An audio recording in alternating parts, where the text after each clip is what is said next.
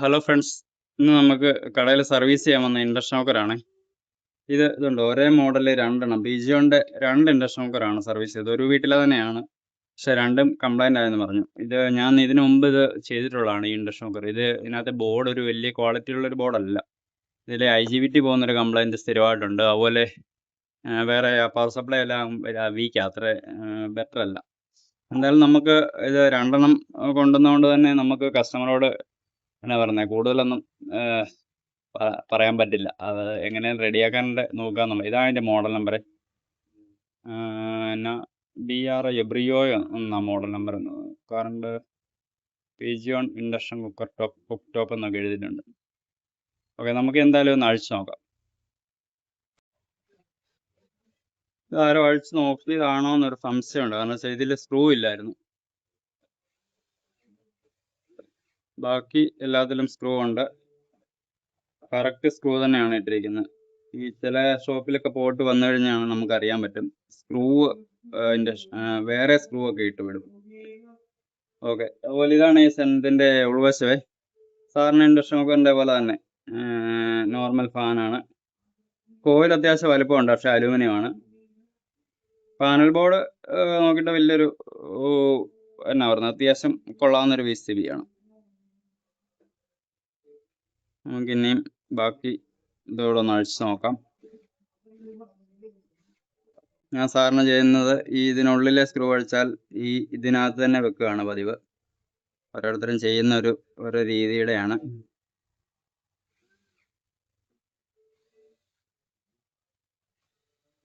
ബോർഡിന് 3 സ്ക്രൂ ഉണ്ട്, ഇതിങ്ങനെ മാറ്റി വെച്ചു. ഫാനിൻ്റെ കണക്ഷൻ ഡിസ്കണക്ട് ചെയ്തു. ഇത് ഇവിടെ നിന്ന് ഇങ്ങനെ എടുക്കുന്നു. ഇത്രയും ചെയ്താണ് ഞാൻ ബോർഡ് ചെക്ക് ചെയ്യാൻ ശ്രമിക്കുന്നത്. ഞാൻ സാറിന് ചെയ്യുന്ന ഡെഡ് ആണെങ്കിൽ പവർ ഇൻ കൊടുത്തതിന് ശേഷം നമ്മുടെ സീരിയൽ ലാമ്പുണ്ട്. സീരിയൽ ലാമ്പ് ഞാൻ ഇതുപോലെ വയർ സോൾഡർ ചെയ്ത് വെച്ചിരിക്കുകയാണ്. സാറിന് മിക്കയിടത്തും ഇങ്ങനെ സീരിയൽ ലാമ്പ് സ്വിച്ച് കണക്ട് ചെയ്തിട്ട് പ്ലഗിൽ എവിടെയെങ്കിലും ഹോൾഡ് ചെയ്ത് വെച്ചേക്കുവാണ്. പക്ഷെ ഞാൻ നമ്മുടെ സൗകര്യത്തിന്, ഞാൻ പണ്ട് മുതൽ ഇങ്ങനെ ചെയ്തതായതുകൊണ്ട് തന്നെ നമ്മളിങ്ങനെ വയർ സോൾഡർ ചെയ്ത് വെച്ചിരിക്കുക. എന്നിട്ടൊരു ഇതുകൊണ്ട് ഒരു ടൈ ഇട്ടിട്ടുണ്ട്, വയർ സോൾഡറിങ് വയർ. ഇതെനിക്ക് തോന്നുന്നൊരു കുറഞ്ഞൊരു 5 വർഷമായിട്ട് ഞാൻ ഉപയോഗിക്കുന്ന ഈ വയറും ഈ ബൾബുമായിട്ട്. എന്നിട്ട് നമുക്കൊന്ന് AC ഒക്കെ ചെക്ക് ചെയ്യാം. AC വരുന്നുണ്ട്, AC വോൾട്ട് വരുന്നുണ്ട്. ഇനി നമുക്ക് ഫ്യൂസിൻ്റെ അക്രോസ് നോക്കാം. ഫ്യൂസ് ഇതാണ്, ഈ 2 പോയിന്റാണ് ഫ്യൂസിൻ്റെ. ഉണ്ടോ? ഇപ്പോൾ ബൾബ് ഫുൾ ലോഡിൽ കത്തുവാണ്. അന്നേരം മനസ്സിലാക്കേണ്ടത് ഷോർട്ടിംഗ് ആണ്. ഇനി നമുക്ക് അടുത്ത ഷോർട്ടിംഗ് എവിടെയാണെന്നാണ് നോക്കേണ്ടത്. ഡിസ്കണക്ട് ചെയ്യുക. അതിനുശേഷം കണ്ടിന്യൂറ്റി ടെസ്റ്റ്, ഈ IGBT ഒക്കെ പോയത് നോക്കാനായിട്ട് ഏറ്റവും എളുപ്പം കണ്ടിന്യൂറ്റി ടെസ്റ്റ് ആണ്. IGBT ഷോർട്ടാണ്.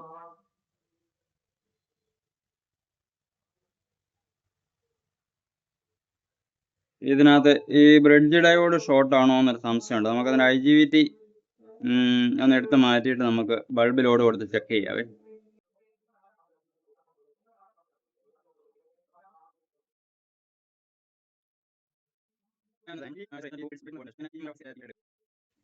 ഇത് ഞാൻ ചെയ്യുന്നൊരു മെത്തേഡാണ്. നമ്മൾ IGBT ഡ്രൈ സോൾഡർ ചെയ്യും. എന്നിട്ട് ഈ സ്ക്രൂവും ഈ ബ്രിഡ്ജ് റെക്ടിഫയറിൻ്റെ സ്ക്രൂ അഴിച്ചതിന് ശേഷം ഇങ്ങനെ IGBT മാത്രമായിട്ട് ഹീറ്റ് സിങ്ക് വെച്ച് ഇങ്ങനെ എടുക്കും.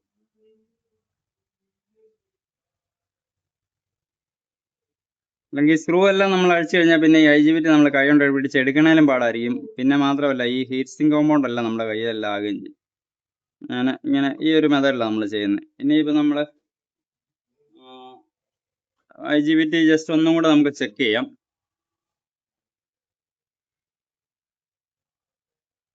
IGBT ഷോർട്ടാണ്, അത് മാറ്റി വെച്ചു. ഇനി നമ്മൾ AC കണക്ട് ചെയ്തു. AC കണക്ട് ചെയ്തതിന് ശേഷം വീണ്ടും നമ്മൾ ഫ്യൂസിന് അക്രോസ് ബൾബ് കൊടുത്ത് നോക്കുന്നു. ഇപ്പം ഷോർട്ടിംഗ് ഇല്ല, ബസർ കേൾക്കുകയും ചെയ്തു കേട്ടോ. കണ്ടോ, ബസർ കേട്ടു. ഇപ്പം നിലവിൽ ഇതിൻ്റെ IGBT മാത്രമേ പോയിട്ടുള്ളെന്നാണ് നമ്മൾ വിചാരിക്കുന്നത്. ഇനി അതുപോലെ IGBT ഇടുന്നതിന് മുമ്പായിട്ട് കുറച്ച് കാര്യങ്ങൾ ശ്രദ്ധിക്കേണ്ടത്. ഇപ്പോൾ SMD ആണ്, ഇതിനകത്ത് കൂടുതൽ പണിയൊന്നും നടക്കുകയല്ല. എന്നാലും ഈ SMDയുടെ ഈ പോയിന്റുകൾ എന്തെങ്കിലും ഡ്രൈയോ അല്ലെ അവിടെ എന്തെങ്കിലും ഡസ്റ്റ് കൂടുതലായിട്ട് ഇരിപ്പുണ്ടോ, അങ്ങനെയുള്ള കാര്യങ്ങളൊക്കെ ഒന്ന് നോക്കുക. അങ്ങനെയൊക്കെ നോക്കുക, അതേ ഉള്ളൂ. പിന്നെ ഈ അസംബ്ലി ബോർഡ് ആയതുകൊണ്ട് തന്നെ ഇത് കംപ്ലൈൻറ്റ് റിപ്പീറ്റിനൊരു സാധ്യത ഉണ്ട്. IGBT മാറിയാലും റിപ്പീറ്റിനൊരു സാധ്യതയുണ്ട്. ആ ഒരു കാര്യം കസ്റ്റമറോട് പറഞ്ഞിട്ടേ അത് കൊടുക്കാൻ പറ്റത്തുള്ളൂ. കാരണം വെച്ചാൽ ഈ റിപ്പീറ്റ് ആയാൽ നമുക്കൊന്നും ചെയ്യാൻ പറ്റത്തില്ല. IGBT പോവും, വീണ്ടും പോവും. അന്നേരം പിന്നെ രണ്ടാമതൊരു കേസിൽ ഞാൻ ചെയ്യുന്നതെന്നു വെച്ച് കഴിഞ്ഞാൽ കസ്റ്റമറോട് പറഞ്ഞതിന് ശേഷം ബോർഡൊന്ന് മാറിക്കൊടുക്കുക ചെയ്യുന്നത്. ഇത്രയും വീക്കായിട്ടുള്ള ഒരു ബോർഡിൽ ഇതുണ്ട്. ഇത് വളരെ ലോ കോസ്റ്റ് ചെയ്തിരിക്കുന്നതാണ് ഈ ഇൻഡക്ഷൻ കുക്കറെ. അതുകൊണ്ട് തന്നെ റിപ്പീറ്റ് ചിലപ്പോൾ ഒരു സാധ്യതയുണ്ട്. ഇനിയും ഇൻ കേസ് അവരുടെ വീട്ടിലെ വല്ല ഓവർ വോൾട്ടേജിലോ അങ്ങനെ വല്ല പോയെന്നുണ്ടെങ്കിൽ IGBT നോർമലി പോയതാകാനും സാധ്യതയുണ്ട്. അന്നേരം ഒരു തവണ കസ്റ്റമറോട് പറഞ്ഞിട്ട് അവർ വില്ലിങ് ആണെങ്കിൽ IGBT മാറി കൊടുക്കുക. രണ്ടാമത്തെ തവണ വന്നു കഴിഞ്ഞാൽ നമ്മൾ ഒന്ന് ബോർഡ് മാറുന്നതിലും തെറ്റില്ല.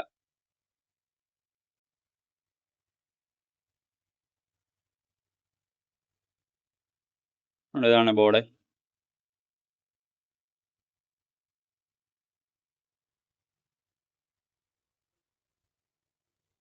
ഓക്കെ, നമുക്ക് ഇതിൻ്റെ IGBT മാറാൻ നോക്കാം. നമുക്കിതിലെ IGBT ഒന്ന് മാറാൻ ശ്രമിക്കാവേ.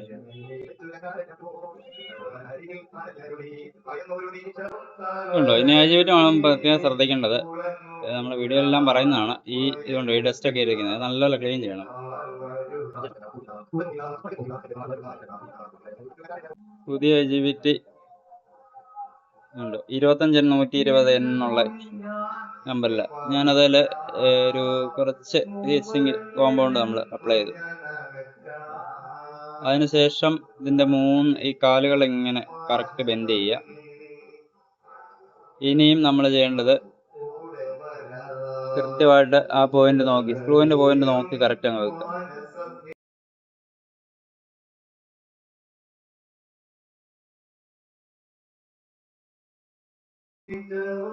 അതുപോലെ ഒരു കാര്യം, ഈ ഹീറ്റ്സിങ് കോമ്പൗണ്ട് നമ്മൾ അപ്ലൈ ചെയ്തിട്ടുണ്ടെങ്കിൽ ഈ IGBT ഒരു നോർമലായിട്ട് നമ്മൾ മുറിക്കാൻ മതി. അതായത് വലിയ ബലം പിടിച്ച് ത്രെഡ് കളയുന്ന രീതിയിൽ മുറുക്കേണ്ട ആവശ്യമില്ല. കാരണം വെച്ചാൽ ഹീറ്റ്സിങ് കോമ്പൗണ്ട് ഉള്ളതുകൊണ്ട് ഈ കോമ്പൗണ്ട് ഇങ്ങനെ വെളിയിലോട്ട് തള്ളി വരും. അതുകൊണ്ട് തന്നെ അത് നല്ല ഫൈനായിട്ട് അവിടെ ഇരിക്കും. പിന്നെ ബ്രിഡ്ജ് റെക്ടിഫയറിൻ്റെ ഹീറ്റ്സിങ് കോമ്പൗണ്ട് നമ്മൾ പുതിയ അപ്ലൈ ചെയ്യേണ്ട ആവശ്യമൊന്നുമില്ല. അത് അത്രയ്ക്ക് ഹീറ്റ് ആവുന്ന ഒരു ഐറ്റം അല്ല. അത് കറക്റ്റ് വെക്കുക.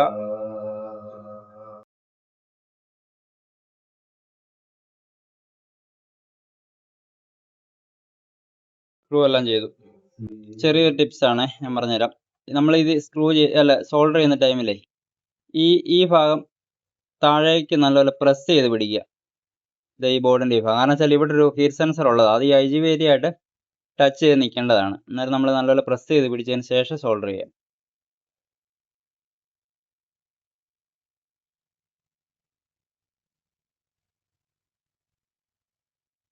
സോൾഡറിങ്ങിനകത്ത് എന്നാ പറയുന്നത്, ലെഡിൻ്റെ ഒരു പിശുക്ക് കാണിക്കരുത്. കാരണം വെച്ചാൽ നല്ലപോലെ സോൾഡർ പിടിക്കേണ്ടതാണ് അവിടെ.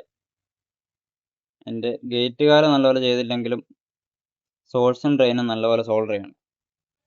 ബാക്കി നിൽക്കുന്ന ലെഗിൻ്റെ ഭാഗം നമ്മൾ കട്ട് ചെയ്ത് കളഞ്ഞു.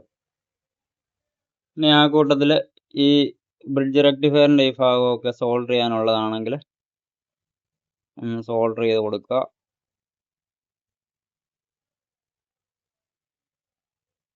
അതുപോലെ കപ്പാസിറ്ററിൻ്റെ ഭാഗം നോക്കുക. പിന്നെ നമ്മൾ ഈ IGBT പോയ സ്ഥിതിക്ക് നമുക്ക് ഒരു കാര്യം ചെയ്യണം. ഈ കപ്പാസിറ്റർ ഒന്ന് ഓപ്പൺ ചെയ്തിട്ട് നമ്മൾ കണ്ണുകൊണ്ട് നോർമലി ഒന്ന് നോക്കുക ഇതിന് ബൾജായിട്ടുണ്ടോ എന്ന്. അത് ബൾജായിട്ടില്ലെങ്കിലും ചിലപ്പം കപ്പാസിറ്റർ വാല്യൂ വ്യത്യാസം വരാൻ സാധ്യതയുണ്ട്. അന്നേരം ഞാൻ ചെയ്യുന്നത്, നമ്മൾ മീറ്ററിൽ ചെക്ക് ചെയ്യുക ചെയ്യുന്നത്. NF എന്ന് പറഞ്ഞ മോഡൽ ഓപ്ഷനിലിടുക. അതിനുശേഷം ചെക്ക് ചെയ്യുക. കാണിച്ചു 5 MF കാണിച്ചിട്ടുണ്ടോ എന്നോട് ചെക്ക് ചെയ്യാവേ. കണ്ടോ 5.0 എന്ന് കാണിച്ച കണ്ടോ. 5.0 UF 5 UFൻ്റെ ആണ് കപ്പാസിറ്റർ. അന്നേരം കപ്പാസിറ്റർ ഓക്കെ ആണെന്ന് മനസ്സിലാക്കാം. നമ്മളല്ലാതെ ഇങ്ങനെ ചെക്ക് ചെയ്യുക, അല്ലാതെ നമ്മൾ ചാടി കപ്പാസിറ്റർ മാറേണ്ട ആവശ്യമൊന്നുമില്ല. ഈ ചില ടെക്നീഷ്യന്മാർ അന്നേരം കപ്പാസിറ്റർ IGBT അവിടുത്തെ ട്രാൻസിസ്റ്ററുകളെല്ലാം ഇതെല്ലാം മാറുക. ഇതെല്ലാം മാറിയാലും ഈ സാധനം എന്നാ പറയുന്നത്, ചിലപ്പോൾ റിപ്പീറ്റ് ആവും. അതെല്ലാം നമുക്ക് സാമ്പത്തിക നഷ്ടം വരുത്തി വെക്കും. അന്നേരം നമ്മളിത് ചെക്ക് ചെയ്യാവുന്നതല്ല, ആ രീതി ചെക്ക് ചെയ്യുക. പിന്നെ കംപ്ലൈൻറ്റ് ആകുവാണെങ്കിൽ ആകട്ടെ, നേരം അടുത്ത പരിപാടി നോക്കുക, അത്രേ ഉള്ളൂ. കസ്റ്റമർക്കൊരു മുൻകരുതലായിട്ട് ഒന്ന് പറഞ്ഞു വെച്ചാൽ മതി. ചിലപ്പോൾ ഇത് ഇങ്ങനെയാണ്, റിപ്പീറ്റ് ആകാൻ ചിലപ്പോൾ സാധ്യതയുണ്ട് എന്നങ്ങ് പറയുക. എല്ലാ കസ്റ്റമറും ഒരുപോലല്ല, എല്ലാവരും പ്രതികരിക്കുന്നത് ഒരുപോലെ ആയിരിക്കുകയില്ല. അതൊക്കെ നമ്മൾ തരണം ചെയ്യാൻ നമ്മൾ തയ്യാറാകണം. ഓക്കെ, അന്നേരം അത് കഴിഞ്ഞു. ഇനി നമുക്ക് ഒന്ന് ബൾബ് കൊടുത്ത് വീണ്ടും ഒന്നുകൂടെ ചെക്ക് ചെയ്യണം. അപ്പോൾ ഒന്ന് ചെക്ക് ചെയ്ത് നോക്കാം. ഷോർട്ടിംഗ് ഒന്നുമില്ല. ബൾബ് ഇതുണ്ടോ, ബൾബ് കത്തുന്നില്ല. കസര കേൾക്കുന്നുണ്ട്, ഷോർട്ടിംഗ് ഇല്ല. ഇനി നമുക്ക് ഫ്യൂസ് കണക്ട് ചെയ്യാം.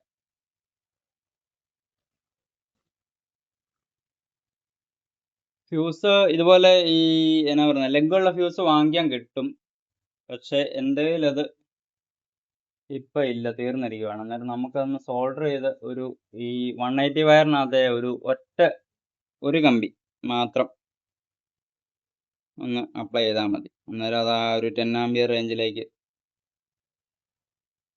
വരും. നല്ലപോലെ ഫ്യൂസിൻ്റെ മുകളിൽ ലെഡ് പിടിപ്പിക്കുക.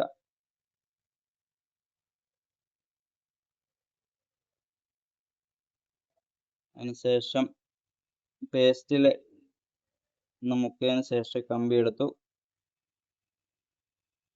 അങ്ങനെ സോൾഡർ ചെയ്തു.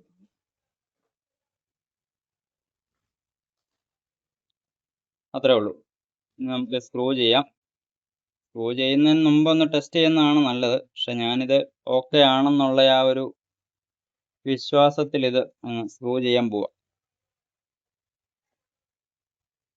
ഓവർ കോൺഫിഡൻസ് ചിലപ്പോൾ നമുക്ക് പണി കിട്ടും, ചിലപ്പോൾ അത് കംപ്ലൈൻ്റ് ആകാൻ സാധ്യതയുണ്ട്. എന്തായാലും നമുക്ക് ഇതങ്ങ് സ്ക്രൂ ചെയ്യാം. ഓക്കെ, അതിൻ്റെ 2 സ്ക്രൂ ചെയ്തു. അതിനുശേഷം ഒരു കാരണവശാലും ഈ NDCയുടെ കണക്ഷൻ ചെയ്യാൻ മറക്കരുത്. ചെയ്യാൻ മറന്നു കഴിഞ്ഞാൽ ഉള്ള പ്രശ്നം എന്ന് വെച്ച് കഴിഞ്ഞാൽ നമ്മൾ ആദ്യം ചെക്ക് ചെയ്യുന്ന ടൈമിൽ കംപ്ലൈൻ്റ് അല്ല, എറർ ഒന്നും കാണിക്കുകയില്ല. നമ്മളൊരു 2 മിനിറ്റ് വല്ലതും ആയിരിക്കും ഷോപ്പിൽ നോക്കുന്നത്. അത് കസ്റ്റമർ വീട്ടിൽ ചെന്ന് കൂടുതൽ സമയം വർക്ക് ചെയ്യിക്കുമ്പോഴത്തേനും NDCയുടെ എറർ കാണിക്കും. അതുകൊണ്ട് അത് മറന്നു പോകരുത്. ആ ഒരൊറ്റ കാരണം കൊണ്ട് സാധനം റിപ്പീറ്റ് ആവും. അതുപോലെ തന്നെ ഫാനിൻ്റെ കണക്ഷനും ചെയ്യാൻ മറന്നു പോകരുത്. ഓക്കെ, അത് സ്ക്രൂ ചെയ്തു. ഈ AC കോഡ് കറക്റ്റ് പൊസിഷനിൽ വെച്ചു. അതിനുശേഷം പാനലിൻ്റെ കണക്ഷൻ നമ്മൾ പാനൽ കണക്ട് ചെയ്തു.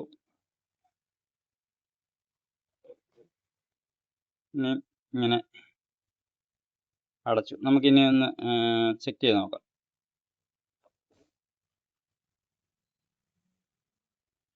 സ്റ്റാൻഡ് ബൈ വന്നിട്ടുണ്ട്, ഓണായി, സ്റ്റാൻഡ് ബൈ റിലീസായി. എന്നിട്ട് മാനുവൽ പ്രസ് ചെയ്തു. അന്നേരം മുമ്പേ കണ്ടോ EC എറർ കാണിക്കുന്നുണ്ട്. പാത്രം വെച്ച് നോക്കാം.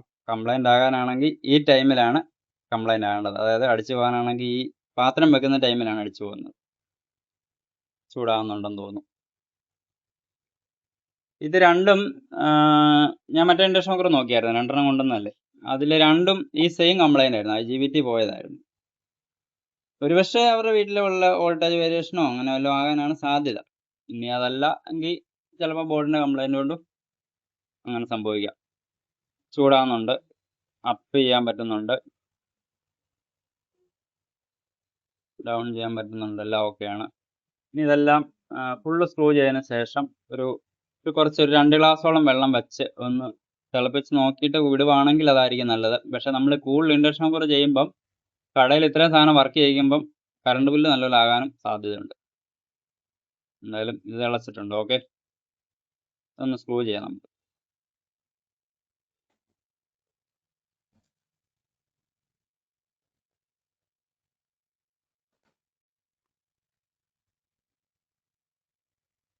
നമ്മൾ സോൾഡർ ചെയ്തതിൻ്റെ ലെഡിൻ്റെ പൊടി അതിനകത്ത് കിടന്ന് അതിനകത്തൊരു സൗണ്ട് കേട്ടു.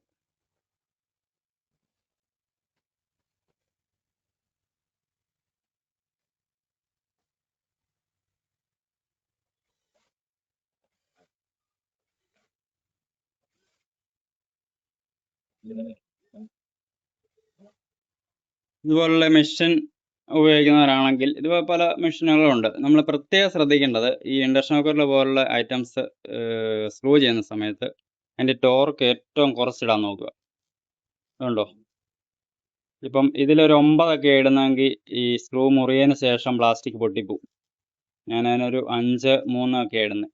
ആ ഒരു റേഞ്ചിലേ ഇട്ട് നമ്മളിത് വർക്ക് ചെയ്യിക്കാവുള്ളൂ. നമ്മൾ ആദ്യം ഇത് ശ്രദ്ധിക്കാതെ സ്ക്രൂ ചെയ്യും, 1, 2 എണ്ണം അങ്ങ് പൊട്ടിപ്പോവും. അത് അറിയാമല്ലോ. പിന്നെ ബാക്കി നമ്മളത്ര സ്ക്രൂ ചെയ്യാൻ നമുക്ക് പറ്റുകയില്ല. എല്ലാം ലൂസായിട്ടൊക്കെ ഇരിക്കും. അങ്ങനെയുള്ള പ്രശ്നങ്ങളൊക്കെ ഉണ്ട്. ഓക്കെ, അന്നേരം ഇതിൻ്റെ വർക്ക് നമ്മൾ കംപ്ലീറ്റ് ആക്കി.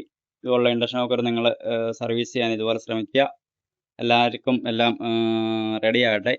പിന്നെ ഇതുപോലെ ഡൗട്ടൊക്കെ എന്തെങ്കിലും ഉണ്ടെങ്കിൽ ചോദിച്ചു കഴിഞ്ഞാൽ നമുക്കറിയാവുന്ന രീതിയിൽ നമുക്ക് പറഞ്ഞു തരാം.